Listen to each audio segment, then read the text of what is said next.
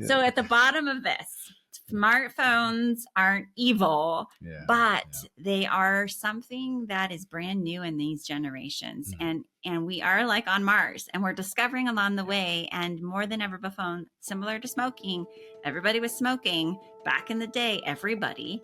And now we realize smoking's not good for us.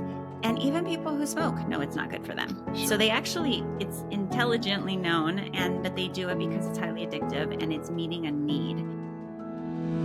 Welcome to the Living Wholehearted podcast, helping leaders live with integrity. Hi. Hello there. So we're going to talk about digital devices, social media. We're going to talk both as a clinician and an executive coaches, but we're also going to talk as parents and just some of the things that Jeff and I have done over the years that were actually ahead of our time. I kind of sometimes when I read the data today, I look at Jeff and I'm like, I knew it. Yeah. I mean, in saying that, we're not really patting ourselves too much on the back, but it does feel good now and then to kind of go, wow, the instincts that we felt, the concerns that we felt, the things that we were attuning to, we got that one right. Well, part of it is being able to cheat and knowing play therapy, child development, trauma-informed work, and just seeing the impact in our offices. So unfortunately and fortunately, we've had a first seat to the front row seat, to the digital age. So let's talk a little bit first about what do we know to be true, not just you and I, but what research has been showing in the last several years about how digital devices are impacting us, particularly our kids and teenagers. Yeah. I know that we began to feel a pull ourselves with the advent of the smartphone, right? And so, I mean, that was a pull that we began to feel to being drawn to this device, and we had some concerns. And so it was like, wow, you can do everything on here. Now, I was in college my freshman year when the internet was born, right? So it's like, we're a little old. Wow. But even just computers at that point, I had a laptop for the first time going into college, and this was like a big deal. And I was like, man, I can do a lot of my life right here on this thing. And then I was feeling that pull even then towards doing a lot of my life on that thing. And it was like, I love real people and real relationships and doing things outside of this. And so it was just discerning what was going on. And then I was seeing other people in my dorm on my floor and college isolating and doing a lot of their lives on their computers as well. So it was just like, this is dating ourselves, but this was like the feeling that I had and began to see, wow, we need to pay attention here. Yeah, there was kind of a turning point at that point. That would have been the late 90s. 1995. Early 2000s, there's a shift happening. And then about 2006, all of a sudden, those computers became a part of our hands. Yep, in our hands. And we noticed, I remember the first time is probably between 2006, 2010. I'm now seeing clients. And I remember this little teenager was like actually texting as she was talking to me. She didn't have a phone in her hand.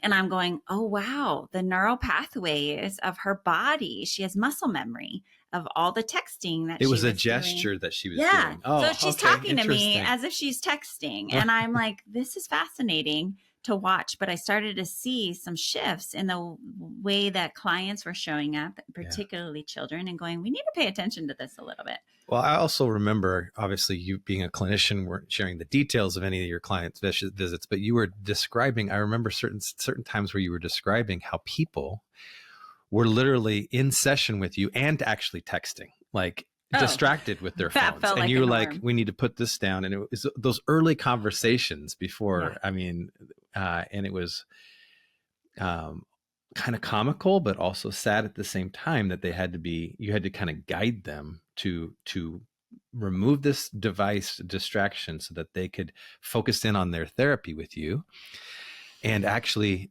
which they were paying for. Yeah, that's kind of ironic to think about that, right? Yeah. Now, here's the thing. I'm watching TV in 2024. I do that. And every single moment the phone rings on these shows, people stop in the middle of what they're doing and they answer their phone. And I'm thinking, look at the paradigm and the cultural teaching that your phone takes priority. Oh, it must be important because it's ringing or it's buzzing.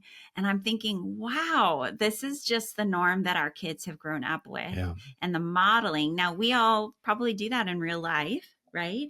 But even thinking about the things we watch and we consume, they are somewhat of our greatest teachers and what our kids are absorbing. So I just noticed that the other day and I thought, every single time that darn phone rings on the show, and I had to point it out. My daughters hate it, but I'm always like, what are you noticing there?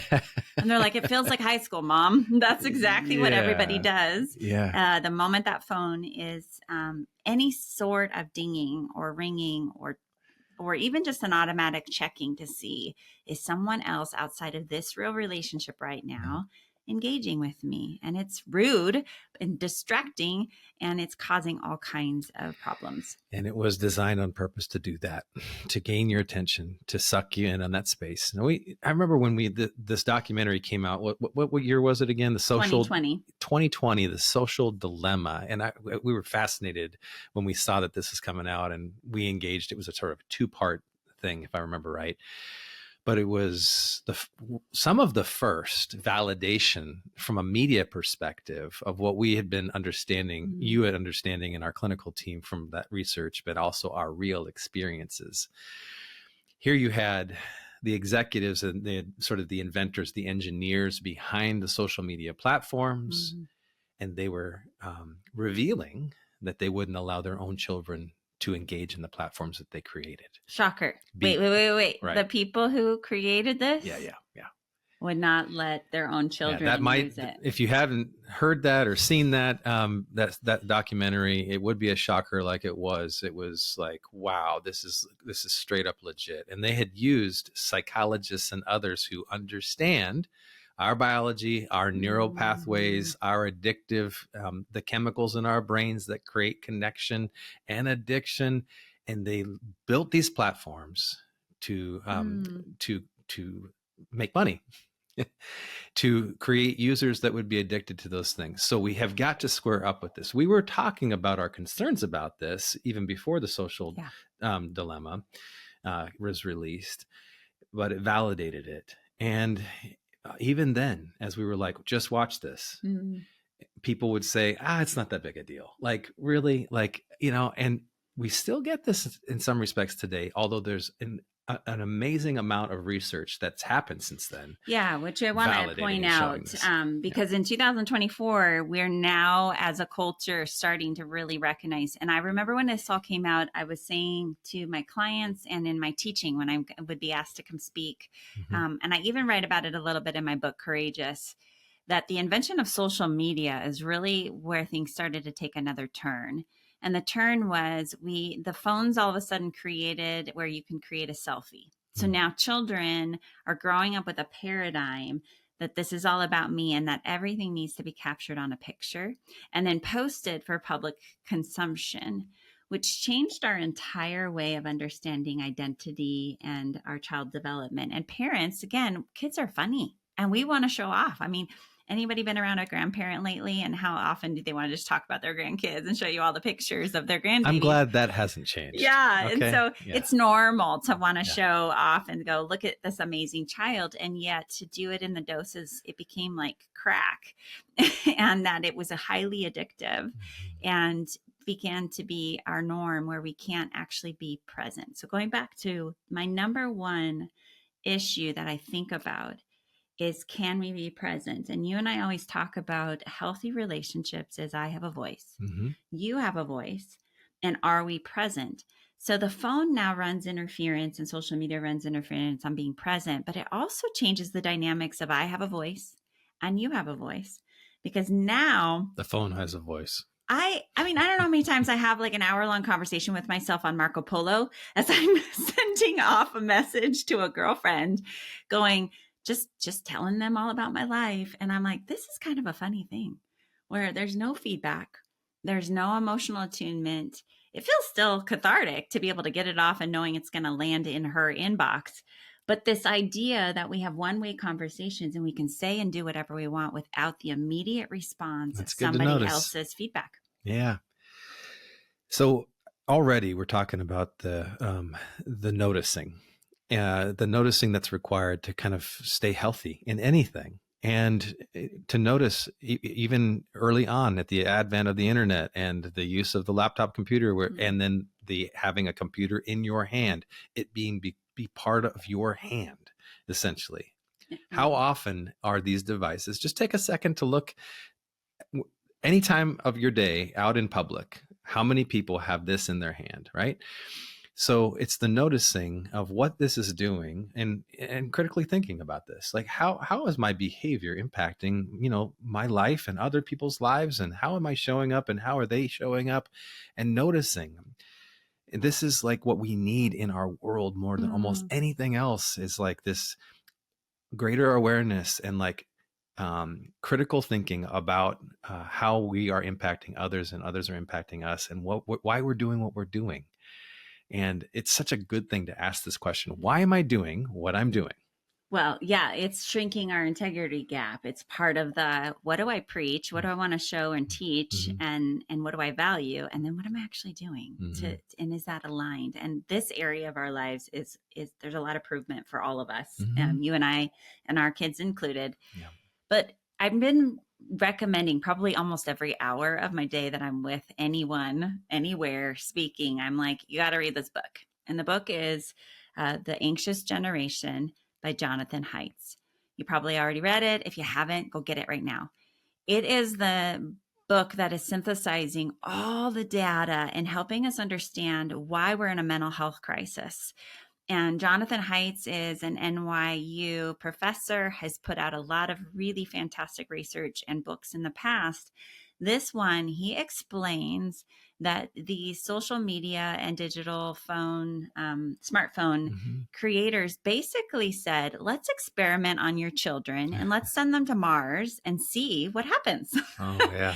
And that analogy carries out throughout, where it's been an experiment. Nobody knew or even took into account child development and understanding the impact that this would have on our children. And so here we are decades later, and he explains that we have now raised a first generation with a digital childhood where their entire life is wrapped around these devices, versus a play-based childhood that in our day, because we're old enough, we would have been bored and we would have had to figure out, what do we do? Now we had Atari and Mario Brothers. I remember Tetris. I remember when Game Boy came out, that was really exciting, but I honestly got bored really fast and would go out and play jump rope and patty cake and all the things that we did as girls.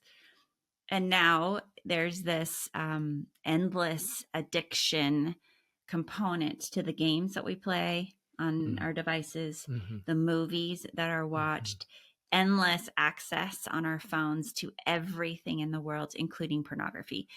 So it's a big question we have to ask. And it's creating a lot of the connections when we see our kids struggling. It's one of the number one things we're asking as helpers in the field is, what is the digital device use that your child is using right now? How much access do they have? What are the patterns? What are the habits? And what are the things that we can strategically start to wean off to try to help your child and your teen and you, parent, your brain start to get back to ground zero, because there's so much that's happening. So I have more to say, as always, Jeff, but I'll give pause there and let you jump in. Well, let's go back to where we started, which is like, it felt good to be a little bit of ahead of the curve. Yeah, we're in the field. And so so one of the things that we did with our kids when they were late elementary school and then early middle school was, that's when their friends were all getting their smartphones. And by about age 9 or 10, a lot of the kids had it. That was concerning. But it was our kids, when can I get a phone? And the question that you've been asked and we're asked as well. And we thought to ourselves, you know what? And here we were we want this device to be what it was for, a device, like to call in these early ages. We're thinking about age appropriate. What kind of things did we want to do to help our kids just to use this to be able to reach us in emergencies, for us to be able to reach them, for them to have a little bit of fun with this, but just a little bit, right? Not a lot. Make it a utility. So when all of our kids and their peers were getting, when all our friends, our kids' peers were getting smartphones, and already just immediately being launched into these social media platforms and experiencing all of the benefits, supposedly benefits of this technology, we gave our kids flip phones. They were ahead of their time, because apparently that's cool now. Okay, right? No, it's coming back. Exactly. And for good reason, because the kids are starting to realize that they were sold a bunch of garbage as it relates to all this, and they just want their lives back, which is encouraging, right? But our girls were like, okay. And they didn't know any different, really, other than that their friends had smartphones. So we were like, hey, here's how you text. And they're like, A, B, B, B, B, B. It took a long time. And really, they didn't really like using the phone for texting or for, they would take pictures on a flip phone. You remember those? They were granulated. They're not really colorful or very, very clear. But they would use it to call. And there was like 4 or 5 people that they could call: dad, mom, grandma, grandpa, neighbor, in emergency scenario, or a friend. So we sound like mean parents. Bottom line is that they used that phone only really for what it was for. And they didn't really care, actually. And what we did was like, if we're going to do this, we got to make sure that we continue to help our kids get their needs met relationally in other ways, the ways that are really going to be satisfying, so that they don't try to get their relational needs met through this little device, or through the pull of wanting to borrow a friend's smartphone and do things that would be unhealthy for them, or that would be difficult, or that would create open issues. And in saying all this, we're not like against technology. Not at all. Just yesterday, I went to the Verizon store to upgrade my daughter's smartphone because her battery was like dying after 20 minutes. It's an old phone. And so the long story short of that is that I remember standing there with the Verizon person, and we were actually commiserating around the realities of how these devices were sucking life out of us. And he is an employee at Verizon selling this product. And he was sharing with me about how he feels about it, and the need to find the balance. And I was just like, hey, this is great that you're thinking this way. And even as you represent and work here. So that's what we did. So another thing that was intentional is checking in with our daughter of what was it like to be without your phone yesterday. That's right. She's a freshman in high school, finishing up. She'll be a sophomore here soon. And the idea of having a phone is important. It's a good practice for life, because it is a device that we all need, but we're practicing regulation. Yeah. We're noticing what it's like when it's near us, when we're on it, when we don't have it. And she was really honest. She goes, it felt good. I felt like I was present at school. She was finals. She was able to just be there and not have that thing pulling at her. And that's what we're paying attention to. And we're noticing, and we're, as parents, kind of in the coaching phase of going, what's that like for you to be pulled on with their phone? What are some strategies to help with that, versus less shaming and being like an all or nothing? Because we all feel it. You have a phone, you feel the pull. It's just learning how to regulate it and how to take breaks. Well, you don't know. You asked her that when you got home, but I was the one that picked her up from school. And what was cool is that I had the new phone, and it was in its case, and I got a little case for her, and I picked her up, and she's like, yay. And I was like, I'm going to set it up for you. This is great. But on her own, she first shared with me. She's like, you know what, Dad? She's like, I just have kind of noticed something, that I didn't really miss my phone today. On her own, she did this? That's what was so cool is that she was reporting, and it prompted a conversation that I got to have with her. It's like, okay, so tell me about that. She's like, yeah, here I am in finals, and I felt like I showed up this morning. I didn't have my phone, but I prepared for my Spanish final, and I was able to give my best. My mindset was different. I had more energy, is what she said. And she said even some of her friends were like, wow, Nevi, this morning when you showed up, you're like, everybody ready for finals? Some of her friends were like, wow, Nevi, like, you're really excited about finals. What's going on here? And she's a positive kid. She was reporting that sort of a recouping of energy. She didn't have to worry about her phone. and was able to give her best effort for her final, which was so cool. Out of her own mouth, she's saying these things. Okay, I just want to say worry about our phone. Let's talk about the worries that kids have. Okay. Couple things. I got to geek out for a minute. Teenagers' brains are under construction. You want to learn about that? Go read Dr. Siegel's book, Brainstorm. It's a fantastic book that helps you understand what's happening in the brain. And we talk about this in our ministry, Courageous Girls, the nonprofit that helps moms walk with daughters. We do a lot of this in our counseling and parent coaching. But the bottom line is their brains are under construction. They're not fully developed, and they won't be fully developed till 24, 28. Teenagers feel things 3 times as more than us adults. Okay, 3 times more. So when they're sad, they're really sad. When they're excited, they're really excited. When they're anxious, they're really anxious. You throw a phone in there, and they're not ready really to regulate the kind of impact that a lot of the relational these phones. So just texting alone. I mean, a lot of parents are like, we don't see, there's no pornography. There's not a lot of access to the internet. And I go, that's great. But the more friends that are on there, back in our day, you could only text one person at a time. Relationally, each human being can only hold up to 64 good relationships. So when you think about texting, group texting right now is overwhelming. I mean, some of these group texts are like 17 kids. One person makes one comment and there's like a whole dialogue going on. I mean, most of it's emojis with this generation, but those emojis hold all kinds of weight, and it's a whole language that us older folks don't even understand. I mean, they'll come over and be like, Mom, they gave like 2 hearts, a green heart and a pink heart. Like, what does this mean? And I'm like, I don't know. It means their heart. This is like sucking the battery out of our kids. Bingo. Yeah. And it's intense. And us adults are kind of like, well, we're overwhelmed sometimes with our own dynamics with our phones and with life, but it's a lot. So the question for you as parents is, is my child really ready? And am I ready as a parent to start helping coach and to have a dialogue and stay engaged and to help train and equip around this thing that we've normalized as like everybody has one.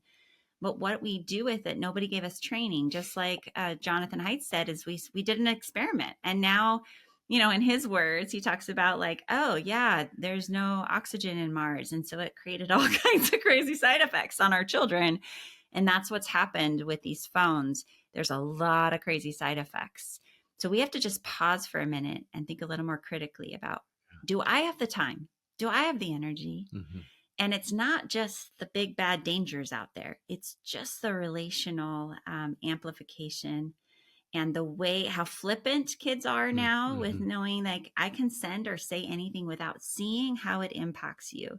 This generation has been desensitized. Yeah. And so it also creates another dynamic with bullying and all kinds of other. I can talk way too long on this. Just as you said that, I thought of something that's come to my mind here. Yeah. I wonder if there's any research that we can discover or if there's a reason why.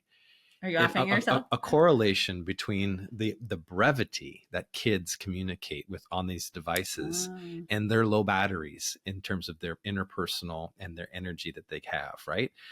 Because they're spread so thin that they're just doing abbreviations to everything and calling that communication because they don't got anything else to give that's deeper. I just, there's something that's there that's just hit me. It's like, my gosh, they don't have the ability, the capacity to go as deep as they normally would have without that. So they just give the shallow and they call it good and they call it bad, you know, and it's nothing. It really, it's nothing actually. That hard heart really isn't a bad thing. It's just a hard heart. Yeah, you're right. And okay, so fast forward these young adults. I mean, that's really where we're seeing it the most. The mental health crisis with the 24, the 25, the 27-year-olds who grew up as a digital-based childhood. They're very lonely. Isolated, lonely, depressed. I mean, all of those. And they have access to a bazillion people on social media and chat groups and followers and friends. Yeah. Likes, the whole bit. Yeah. So it's a systemic problem that we want to think a little more holistically. And so let's start to calm down our anxieties as we talk about this as parents. I mean, we intentionally did a flip phone. We started with dumbed down phones. Okay, so that's a very practical step that I'm always working with parents on, of like, how can you make the phone, you mentioned it, less attractive? That was your idea, Jeff. You're like, let's make this like not an exciting device. So our teenagers, for a long while, their smartphone really didn't have any games, didn't have any social media. And to this day, and when I speak in a room of hundreds, and I say my teenagers don't use social media, there's like a gasp. You could do that? Like they're alive? Like they're okay? And they have wonderful friendships, and they're not on the outskirts of society. Yeah, they're not weird. I mean, maybe some people think they are, but in general, they are a part of a community. And here's the things we're constantly teaching them, is that you're going to feel different, especially if you're a follower of Jesus. That's the mandate. We're aliens in this world. Now, we don't want to be weird. I remember I heard from a pastor, he's like, Jesus is already weird. Let's not make him weirder by some of the things us Christians do. And I loved that. Yeah. But this idea of not making the phone so attractive that it really is your entire entertainment in life is really key. I want to talk more about social media in a minute, but talk about some ways that we dumb down our phone outside of just taking off internet or social media. Yeah, there's just some behaviors that have been helpful to us and helpful to others. We have a docking station where everybody puts their phone in by 8:00. Nobody's doing calls or texts, and our kids particularly aren't. But it's a way. We have it in the laundry room, so that it's not in our bedrooms, and it's not in a space where it's like where that pole is going to attract us. It's out of sight, out of mind, in many respects. Because of how it's so that we can be in sight and in mind with each other, right?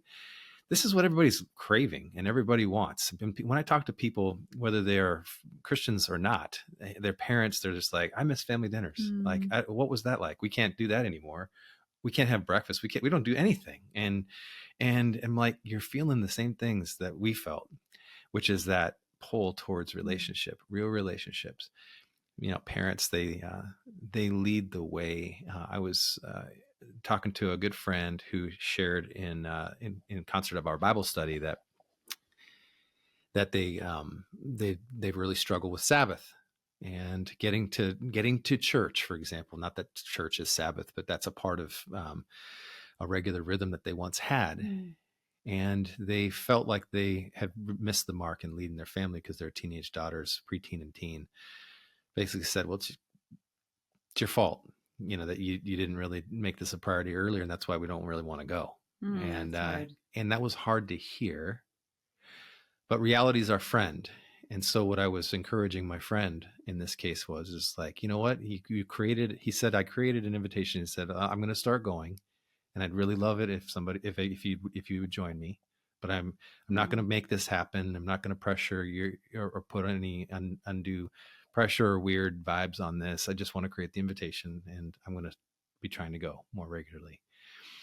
And it's going to be interesting to see. And of course, I'm supporting him in that. I just affirm the fact that, hey, as a parent, that you are leading now in this direction, try to be as consistent. So consistency over time builds trust, model these behaviors. And he's an incredible leader in so many other areas, right? He's uber successful in his workplace. And he a lot of people, he was sharing vulnerably about this, which is hopefully just like you and just like us in this space, right? Getting underneath the hood. How do we live with greater integrity? How do we stay healthy as we can be, and model that to others, and also be vulnerable enough to say that we're still working on all this stuff. Yeah. Yeah. To say that to our kids as well. Like when we're noticing we've been on our phone a lot, and no wonder, our kids actually, they long to have us pay attention to them, even the prickly teenagers.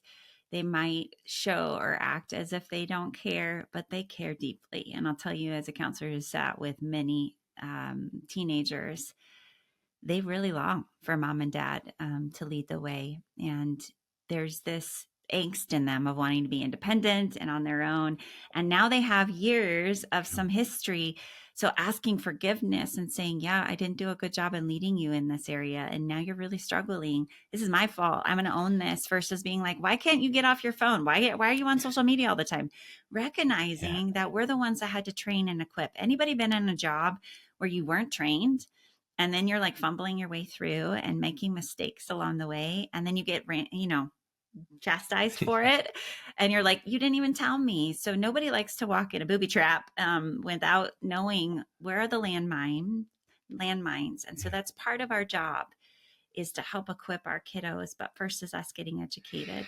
Yeah, just such a great example, my friend, in being able to square up in that way. Opportunities for repair and forgiveness, and that's keeping it real. And I have so much respect for them in that way, and want to support in that process. So, right where we are in the thinking about as parents, as what we're modeling, the behaviors that we're modeling, that old adage of things are caught rather than taught, even more than taught. Our behavior is what we model. Are we attuned to the pulse? How can we say, it's interesting, and I just checked my screen time, and I'm like, oh my gosh, I actually literally cannot dispute this. I'm on more than I thought I was. Do you want to tell them the dinner conversation the other night, or is that too much? It's not. It actually is so funny, and hopefully just sort of a good point. Gives you an example of how we're trying to do this ourselves, right? So we had this funny dialogue going on outside at a dinner in the back patio of our home, and it was just around screen time or around something like that. And I was like, "Hey, I got an idea." I was like, "Let Addie go get all the phones, or Terra, maybe you went and got it. Go get all the phones right now. Bring them here, and we're going to give Addie, who is our detailed girl, our oldest daughter, and she would be able to do this. We're give Addie the phones, and she's going to pull up the screen time. Let's take some bets." And I was pretty confident in the order of who would have the most to the least. Well, as you can imagine, as Addie got these out, and one by one, drum roll, I'll give you one. the order was different than I had anticipated, and actually, I was the one who had the most. And we all erupted into laughter. Yeah, he did not see that one coming. And reality is your friend, right, Jeff? That's what I say. And so I had having to square up to this, but in a humorous way. This wasn't a shaming thing. This is a fun, endearing thing in our efforts to try to live what we preach, right? Yeah. And the girls got to be in on it, and they were like, "Ooh, Dad, we knew it. We knew it was you." Now, in your defense, it happened to have been a week where you were heading out on a trip with a bunch of guys. So I think you had been doing research for that trip and communicating a lot with these guys. So it was an extra big week, but it was really funny, the timing. And I think what it did was it lowered the playing field about us versus them, in terms of, you guys need to do this, you need to do this, you need to get better, to like, we're all in this journey together. It's a we. And we're learning how to use these stinking phones that are a necessity in many ways. But what is actually a necessity? What is actually enjoyment and fun? And how do we create doses of it? Like anything in this world. I mean, sugar in and of itself isn't a bad thing. You might argue with me, but it's meant for moderation, right? And too much of it, but it's a highly addictive. We start to crave. The more sugar we have, the more we crave. The same with the phones. And what type of sugar? Are we talking about processed? Or are we talking about all natural? Exactly. I mean, a fruit, sugar is different. God made it. So, okay. Blasphemy. We'll have a conversation about food another time. Okay. Yeah. So at the bottom of this, smartphones aren't evil, but they are something that is brand new in these generations. And we are like on Mars, and we're discovering along the way. And more than ever before, similar to smoking, everybody was smoking back in the day, everybody. And now we realize smoking's not good for us. And even people who smoke know it's not good for them. Sure. So they actually, it's intelligently known, but they do it because it's highly addictive and it's meeting a need. Yeah. So going back to this, why am I using my phone? What's the need? What's the need? Yes. And this is why social media is off the list for my teens. Now, can I go back to this? Is that okay? You're going to either way. Go ahead. Go back, girl. Go back. Go back. All right.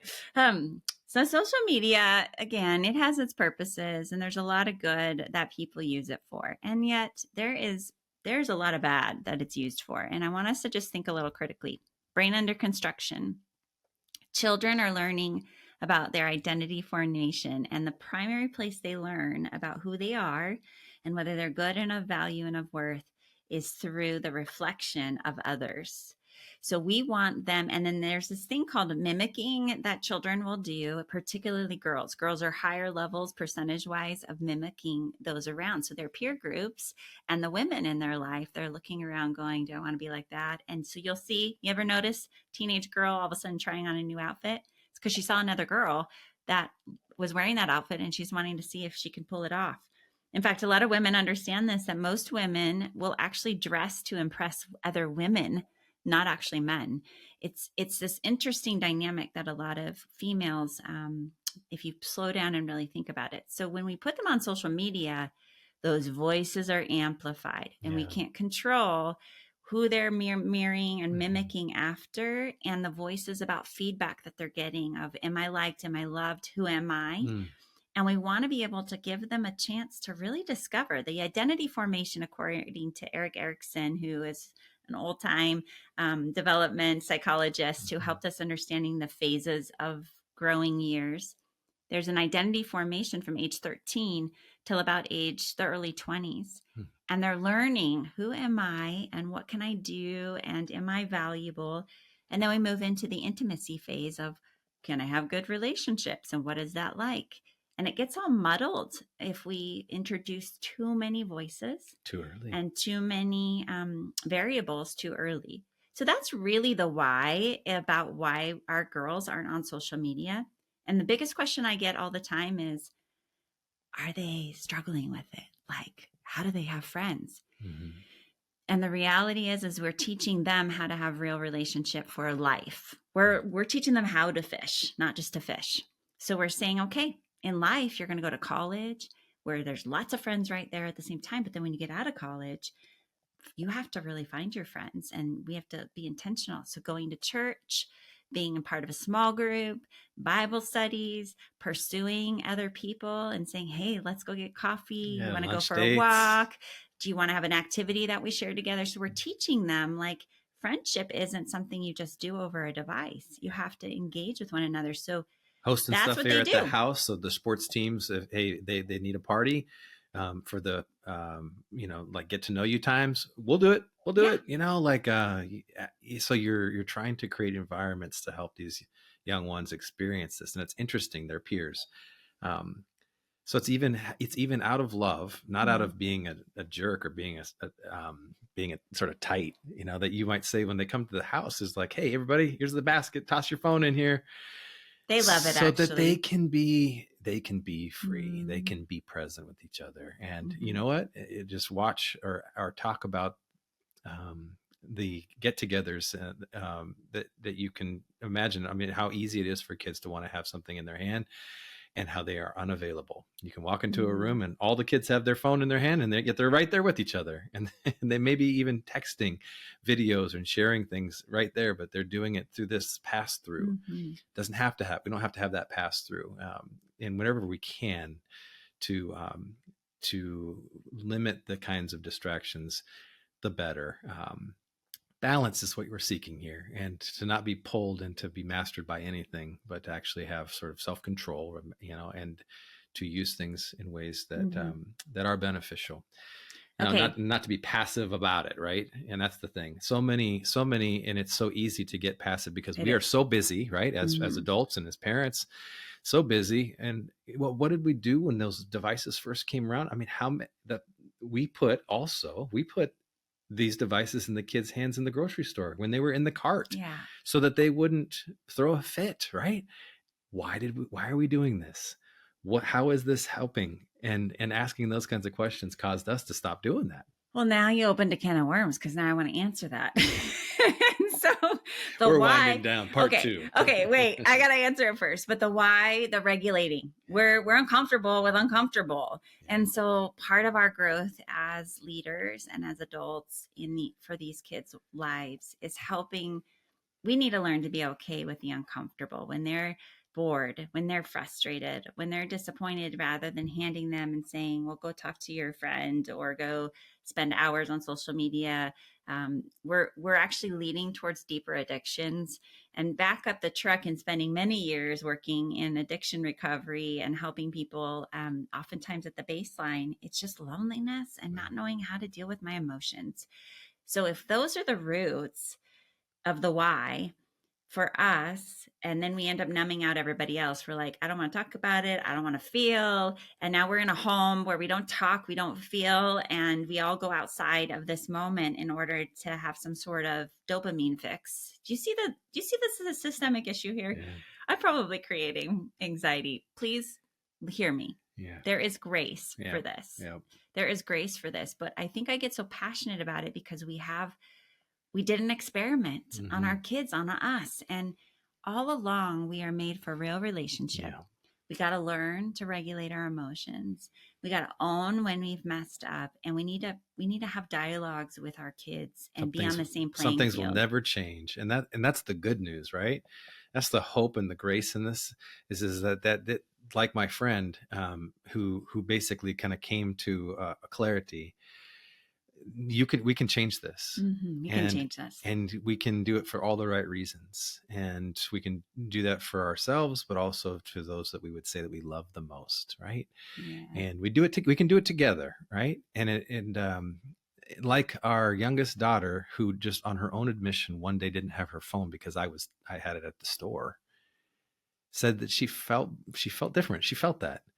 I'm so glad she felt that for herself. And that's how people feel. Like when kids go to camps and they can't have their phones because they're busy doing like being kids and doing like soccer or basketball or dance or whatever it might be, building robots or whatever it is.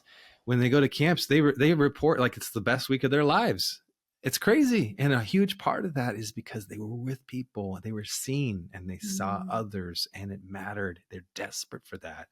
Yeah. So wherever we can, that's in our homes, give the best to those you love the most, but let's be aware of the pull. Let's make it a we thing, not a you thing, and make it a we thing.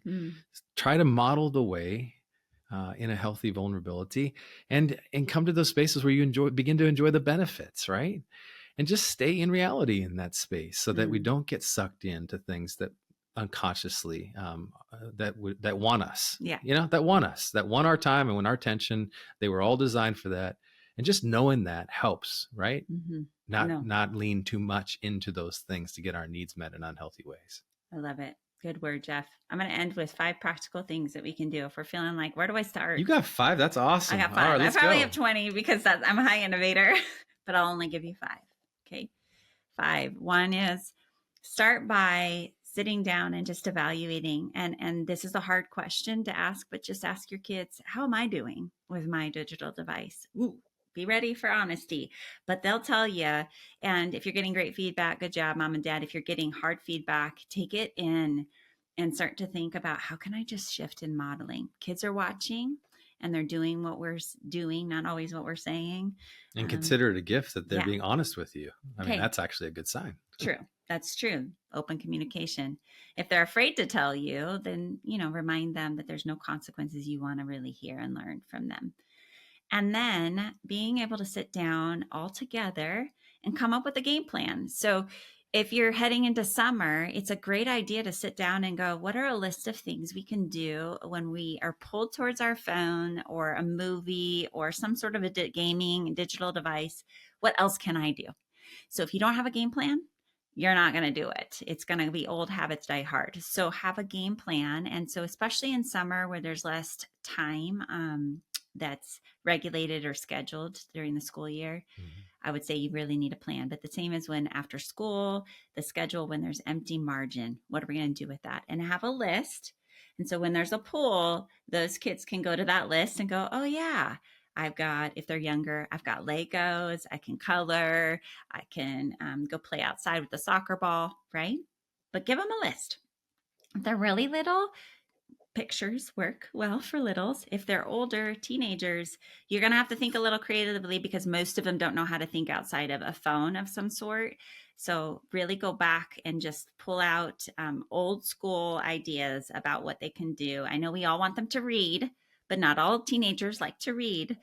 So think a little bit more creatively with them. Yeah, and have them as much as possible create their list so that it's their list. You can spur on some ideas, but if it's their list, and then they take some ground in some of these things that give the dopamine hits that really matter, actually, and instead of from their device, they're going to start wanting that, right? You're creating a new habit and this new neural pathways, right? Of things that have a greater return than this social media emptiness or this device emptiness. I love it. Consider taking a 40-day fast. Is this number 3? Oh yeah, we're on number 3. Okay. So consider taking a 40-day fast. What happens with any sort of addictive type of behavior, the fast really kind of unlocks those habits. People say it takes 21 days to build 3 weeks to build a habit. It kind of goes past that and helps you really feel what is the new normal, and you experience what life is like. You go through detox in the first 3 weeks. You're talking about a digital fast, not a food fast. Food fasts are really Did I say digital fast? No, you said just consider taking a 40-day fast. Okay, so let me clarify. Thanks. This is why I need you. Yeah, all righty. Yeah, let me clarify. No, digital fast. I mean, you can take a 40-day fast too, but that's a whole other thing.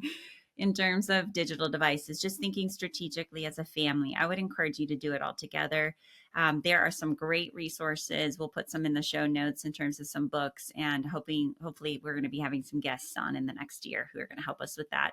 At the beginning of 2024, we had the Harrells on, and they shared their experience of doing their 40-day fast and the way it impacted them. So you can check out that episode as well if you want some help doing that. And we're not talking, before you get to 4, we're not talking about like not using your phone or digital devices. Cause I mean, if you work, you got to do this. It's like certain categories, right? For digital fast. So maybe social media, and not watching TV at night together, and playing a game instead. It's really thinking intentional in that way of how can we start pulling out some of the just mundane coping strategy of we all just sit down and watch a show every night. Or we all just sit on our phones on a road trip. Okay, so maybe play a game on a road trip. Those kinds of ideas. Number 4, ask forgiveness. Per what Jeff said, like if you're feeling convicted a little bit about something here that we're saying, I think not to hear that as shame, like you're bad, just to hear that as like that behavior is probably not beneficial. How can I own it? And owning it and asking forgiveness is an enormous powerful impact on your kids, and they're more open to hearing actually your wisdom when you're willing to be humble and to own the places that you've been human and you didn't know what you didn't know, or you have not seen your own behaviors in the addition. You're keeping it real. So if you can own something from today, go ask forgiveness and blame us. You're welcome to blame us and say, I was listening to a podcast and it just reminded me, or I've been thinking about this. Okay. I don't want to steal them all. I have more, but did you have one you want to add before I add the 5th? No, I just want to say something about forgiveness, though, because when you do this, you're not abdicating your responsibility or your role as a parent. You're not like being small because you need them to be big. No, you're being actually the best part of who you are, leading in the right direction, modeling what is real. That if we impact somebody in a negative way or model something that's not healthy, and we come underneath and we just acknowledge that we had that impact on them and ask for forgiveness, not just say, I'm sorry so transactional, doesn't mean anything anymore. Will you forgive me is actually modeling to your kids how repair takes place in reality and how God actually designed us to repair so that we can move forward and move on as we move through. So just a note there, you're parenting actually in the best way by doing that. Okay, I thought I have to say 6. Okay, 5th one is dumb down your phones. So think strategically about what the age of your kids. So if they're in elementary and middle school, they don't really need a lot. And so most parents are thinking emergency, like think about what do they really need in an emergency? Who are the adults that they can access who does have a phone if they don't have one? And this is a good practice for them as children, is to learn how to be different. It's part of the practice of walking if you're a follower of Jesus, but mostly it's also learning how to be confident in who you are and to be able to go upstream. And most of us are just floating as dead fish down the river, and learning to have strong muscles and to go upstream. So early years, don't give into the temptation. Yeah, they may just need a flip phone. I mean, actually, in elementary, I would say phone in elementary, Jeff Mattson. No phone in elementary. No, middle school flip phone. If an emergency, they have friends or people, an adult that they can say, "Can I use your phone? It's an emergency." Right. They also have a lot of there's little watches that have you can track. There's all kinds of. Right. There's also the Gab phone, and it's a dumbed down smartphone that just it's actually not even. Okay, so no phones in elementary. In middle school, we're talking about early entry, something Gab that phone. Again that you don't want them to use it other than for utility, just so that their brains can be available to make the connections they need to make. Yeah, they're really starting to transition into that upside down brain under construction in middle school. Mm-hmm. And we want to give them the best chance they can to have health and wholeness. Anxiety is directly, so the research is clear, it's directly related to phones. Yeah. And then in high school, giving them a simplistic plan and really thinking through how much time they have access to it, having good ground rules, but dumbing it down so it's not colorful. They don't have all the games and all the movie access.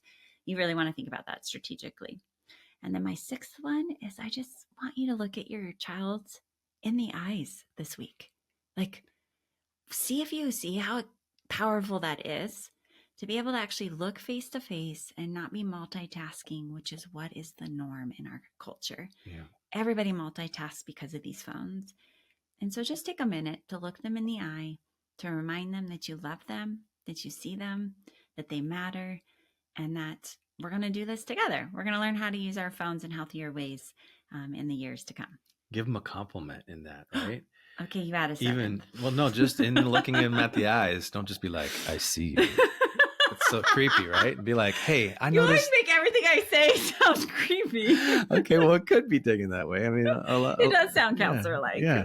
But give them a compliment, right? So it'd be like, hey, I noticed that when I love the way in which you are self-managing in the morning. Yeah. We don't have to nag you. You're up doing your routine in your bathroom, and just that's awesome. And thank you for that. All right. Or something like that, because then it's like a twofer, right? You see them, but you're also noticing something specific, and that feels good. That's a dopamine hit that feels good. All right. Thanks for that tip, honey. Oh, gosh. And by the way, if you watch this and you're not listening, Jeff looks like a very different man. He's really dark and tan, and I look in the sun a lot. White. Working in the tractor. A very vain comment that I just had to point out. Okay. What have you been doing? I've been in the sun working with the tractor. Okay. Well, you look very handsome. All right. Why? Thank you. Okay. Yeah, we go together. All right. Well, as we wind down, if you really do need some support and help, we're going to put some of those resources in the show notes. But reach out to us at livingwholehearted.com. We do a lot of parent coaching, whether you need a professional counselor or one of our executive coaches. This is a part of the resources we're bringing to help you. If you want us to maybe come in and do some speaking and training in your communities, we do that as well. But we are so honored to get to walk with you at every step of your journey and to help you bring your mind, your body, your heart, your soul all together in alignment. And relationships. And your relationships before God and others. So we're grateful that you're in this journey with us along the way and shrinking our integrity gaps. Well, did you know that we're not just podcasters? One of the best ways to connect with Terra and I and our whole team at Living Wholehearted is our website, livingwholehearted.com. There you're going to find the books that we've written, our e-courses, executive coaching, organizational development, and professional counseling services. And then one of our favorite things that we're up to these days, our Wholehearted Leadership Cohorts, where we take groups of leaders for 1 to 2 year journeys together. It's amazing. While you're there, for fresh content, make sure that you sign up for our e-newsletter. That's where we're putting out stuff every month that you want to keep close with. So visit livingwholehearted.com. You can also join us on socials at living_wholehearted on Instagram, and we are Living Wholehearted on Facebook. You can also follow me at Terra Mattson on Instagram. We love to engage with you personally there, so make sure you reach out. Leave us a review if you're enjoying this podcast. Hey, thank you for caring about being the kind of person and leader that lives with integrity.